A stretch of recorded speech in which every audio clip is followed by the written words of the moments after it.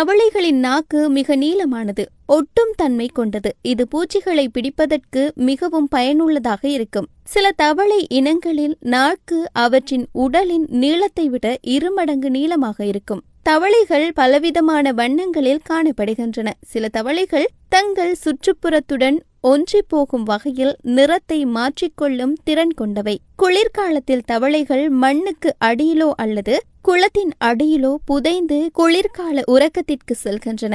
இந்த நேரத்தில் அவற்றின் உடல் செயற்பாடு மிகவும் மெதுவாக இருக்கும். தவளைகள் தண்ணீரில் முட்டையிடுகின்றன. இந்த முட்டைகள் தவளை கூட்டம் என்று அழைக்கப்படும் ஜெல் போன்ற பொருளால் சூழப்பட்டிருக்கும். முட்டைகளிலிருந்து வெளிவரும் குஞ்சுகள் தலைப்பிரட்டைகள் என்று அழைக்கப்படுகின்றன. அவை மீன்களைப் போலவே தண்ணீரில் வாழும் செவ்விள்கள் மூலம் சுவாசிக்கும்.